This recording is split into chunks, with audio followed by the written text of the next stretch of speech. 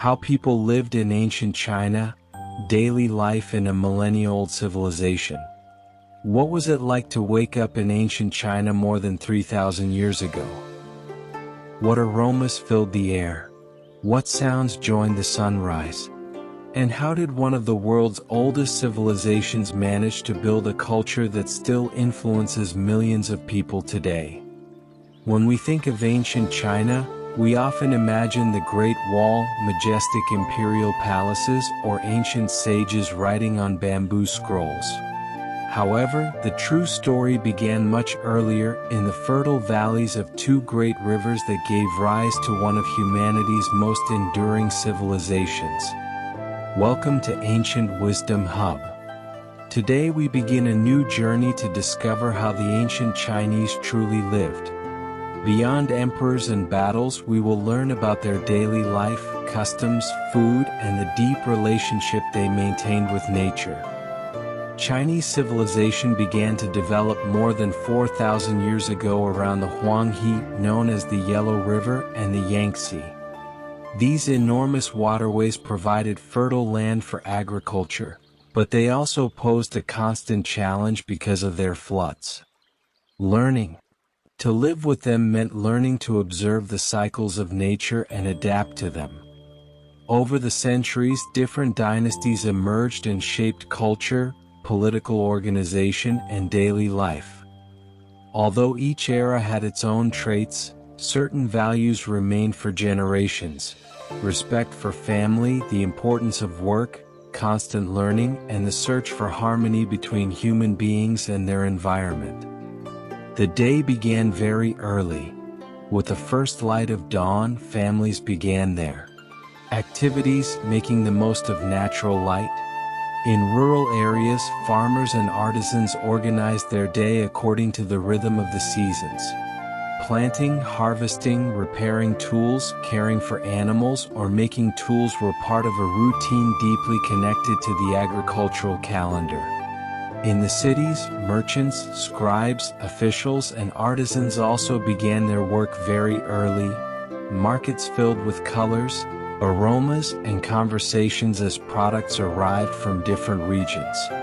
Life unfolded among busy streets, workshops, temples, and spaces designed for the exchange of knowledge and goods. For the ancient Chinese, nature was not something to be dominated, but a teacher that showed balance. Mountains stood for stability, rivers meant constant change, forests silent growth. Observing the behavior of animals, the blooming of plants, or the passing of the seasons was also a way to understand life. This sensitivity toward the environment would someday influence their philosophy, medicine, architecture, and even their way of governing. Even today, many of those teachings remain present in traditions that have survived for centuries. What if one of ancient China's greatest strengths had been learning to live in harmony with the world around it, instead of trying to impose itself on it? That question will join us through our journey. That bond with nature was also found in food. The base of the diet varied depending on the region. In the north, millet and, over time, wheat prevailed, while in the south, rice became essential.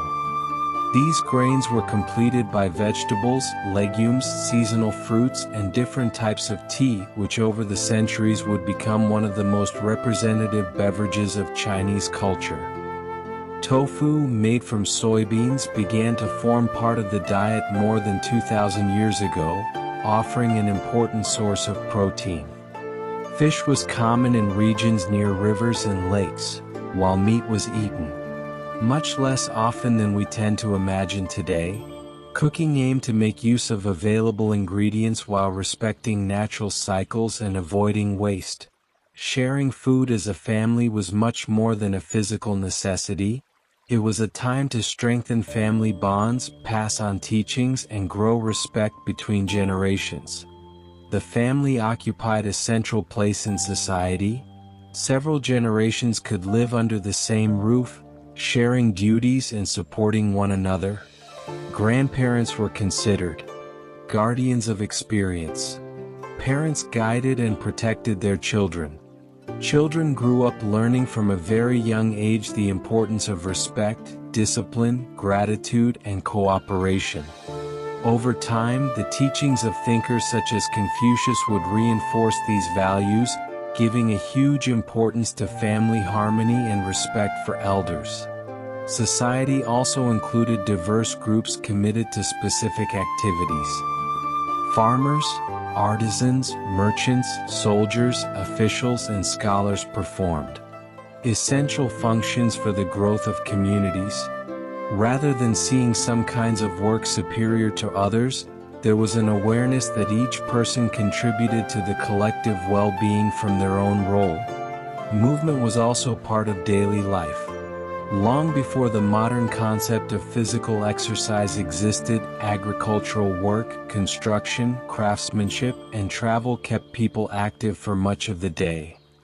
Over the centuries, practices began to develop that were intended not only to strengthen the body but also to cultivate the mind and support inner balance. Breathing exercises, gentle movements, and disciplines emerged that would later give rise to traditions such as Qigong and, centuries later, Tai Chi. More than seeking physical strength, these practices aim to harmonize breathing, focus, and movement, understanding that the well-being of the body and the mind were deeply connected. This holistic vision feels amazingly close to many current ideas about health and wellness. Maybe that is why so many people around the world continue to find inspiration in these ancient teachings. Ancient China did not leave behind only extraordinary inventions or great works of engineering.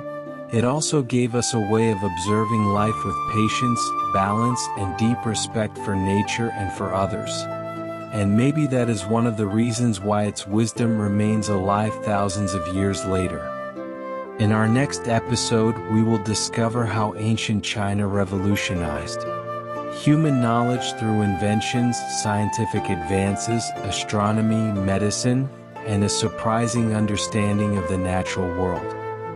Because some of the innovations we now consider part of everyday life began centuries ago in the heart of this extraordinary civilization. Until then, let us remember that great cultures are not built only with monuments. They are also born from the way people live each day, care for their community, and learn to coexist with the world around them.